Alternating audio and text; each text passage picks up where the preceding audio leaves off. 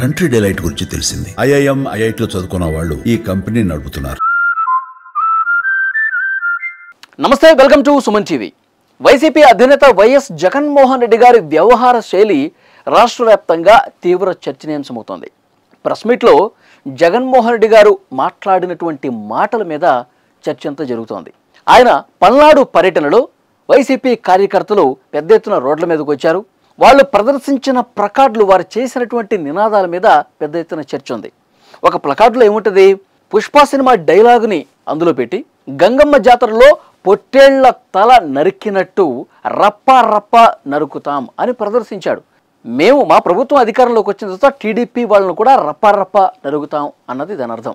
దీని గురించి జగన్మోహన్ రెడ్డి గారు ఈ ప్రశ్న ఎదురైనప్పుడు, విలేకరులు అడిగినప్పుడు, ఇది కరెక్ట్ కాదు, ఇది పద్ధతి కాదు, ఈ విధంగా వ్యాఖ్యలు సరైంది కాదు, మనం మంచి రాజకీయాలు చేయాలి, కార్యకర్తలు ఎవరూ కూడా ఇలాంటి హింసను ప్రేరేపించే విధంగా ప్లకార్డులు ప్రదర్శించకూడదు అని అంటారేమో అని చెప్పి చాలామంది భావించారు.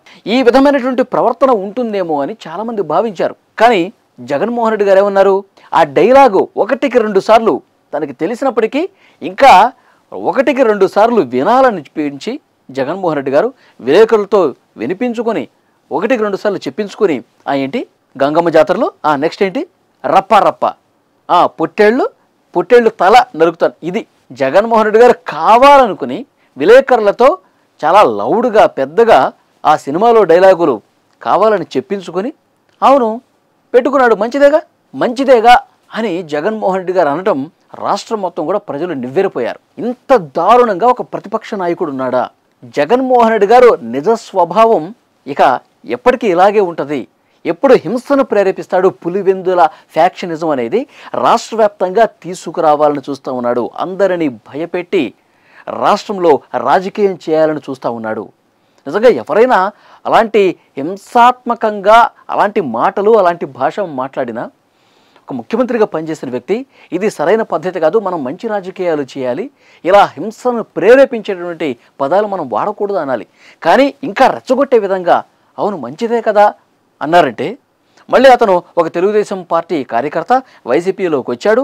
చంద్రబాబు విధానాలు నచ్చక వైసీపీలోకి వచ్చి ఇప్పుడు మళ్ళీ టీడీపీ వాళ్ళని రప్పారప్ప నరుగుతా అంటున్నాడు, మార్పు మొదలైంది అన్నట్టు మాట్లాడుతూ ఉన్నారు జగన్మోహన్ రెడ్డి గారు. ఎంత దారుణం చూడండి. అంటే రాష్ట్ర వ్యాప్తంగా శాంతి భద్రతలు సమస్య తీసుకురావాలనేది జగన్మోహన్ రెడ్డి గారి ఆలోచన.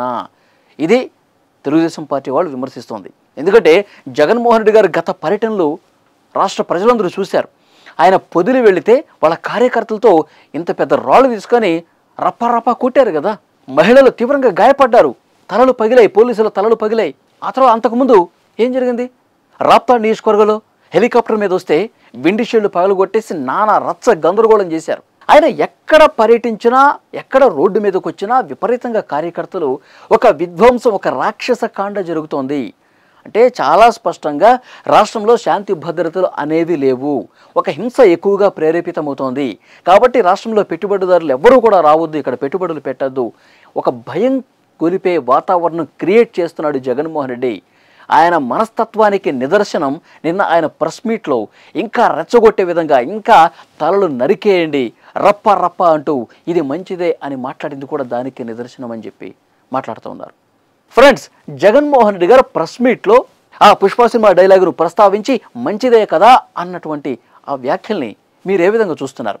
జగన్మోహన్ రెడ్డి గారు దాన్ని సమర్థించడం పట్ల మీ అభిప్రాయం ఏంటో కామెంట్ రూపంలో తెలియజేయండి. Thank you very much.